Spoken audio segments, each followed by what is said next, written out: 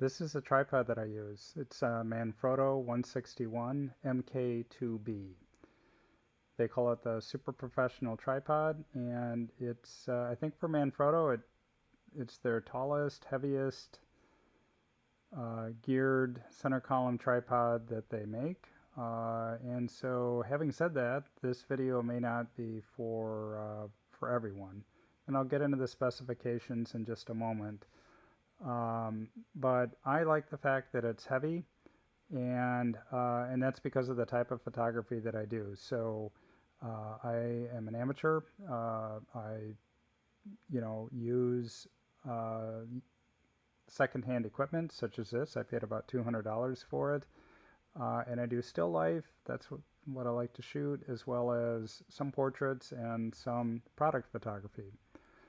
But I think one of the main audiences or purchasers of this tripod would be the architectural photography, where they need to take advantage of the height that this thing can go to. So let's take a look at the dimensions. You can pause it here, pick out whatever it is that interests you, but I want to call your attention to the tube diameter, the very last row. And these are really substantial legs. So even the smallest one is 30 millimeters.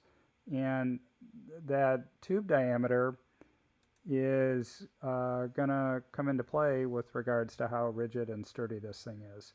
So,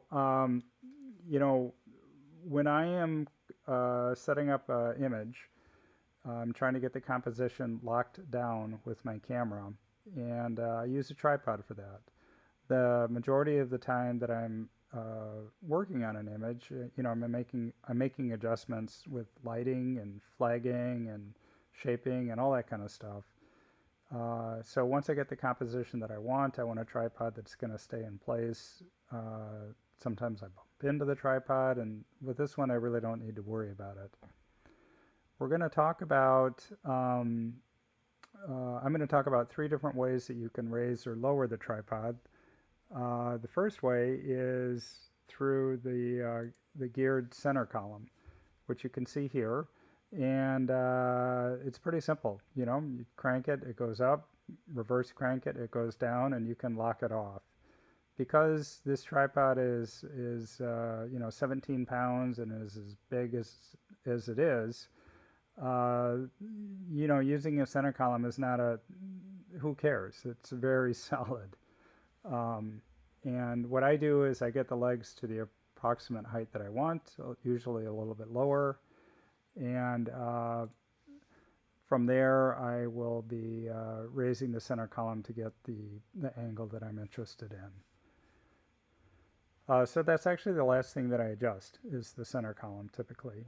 The first thing that I'll adjust is actually spreading the legs and using the leg spreaders for that. So the leg spreaders attach to one leg, all three of them actually, but then also the center column. And they extend out. They collapse in and collapse out. And you can lock it. There's little locking knobs to lock it off once you get it into place. So, for example, this tripod will go to 17 inches. And in order to do that, you have to fully extend the spreaders. And you get a really wide base, as you might imagine, when you have it set to 17 inches. So you have to have a fair amount of floor space in order to do that. But that wide base comes in handy when you're working at taller heights, because it does two things. One, it makes the wide stance, wide base. It's physics, right? It's going to be more stable. And the other thing is you have working room, so you can easily walk between the legs.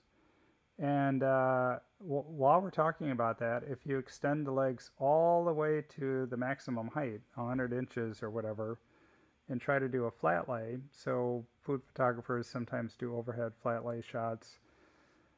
This is with a 40 millimeter lens. I think the total image that you're looking at here is about 3 by 4 feet. And, the tripod is maybe at 8 feet, and the table, I set it up so that it was at about 30 inches. I actually don't use a table.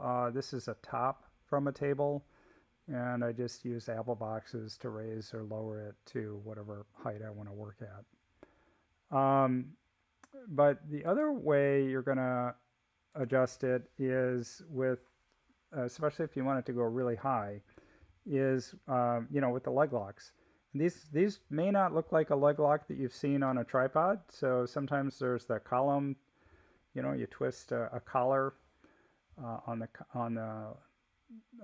column or on the tube. Another is it's got like a flipping mechanism. And this looks an awful lot and is very much like what you would see on a substantial light stand. So a beefy baby light stand or a junior light stand, or in C-stamps you'll see something like this. And what these have is they have a brake in them. So the brake is that little shiny thing up there, and it's got a lot of surface area. And when you turn the knob, it puts all that surface area on the tube, and it stays in place.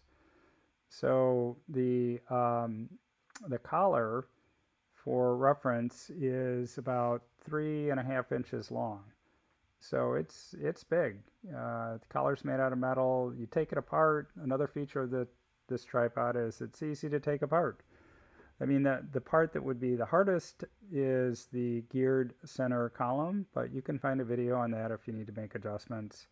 But if you are working outside and you need to clean the legs, in this case, a 4mm Allen wrench will loosen the leg locks. You can pull the columns out or the extensions out and clean them. It's pretty easy to do that. So that's about it. I like the fact that the base can get wide and I can walk behind it. I like the fact that it's super stable.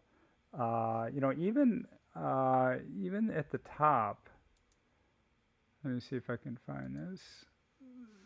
Even the way that this connects to the tubes to the spider is substantial. So these. I don't know the size of the Allen wrench, maybe 6mm, maybe 5. But it's, this black thing holding it to the spider is 4x3. So big and heavy. And it connects to these nice chunks of brass. So, yeah.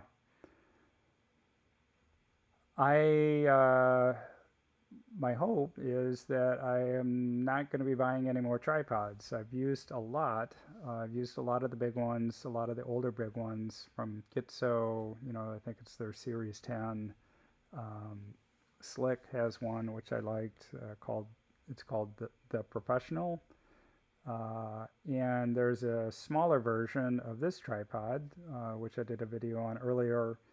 I donated that tripod after I picked this one up. And yeah, so right now this one and an old pre-World War II Reese wooden tripod, Model A I think it is, they're the only ones that I have right now. And this is the only one really that I use.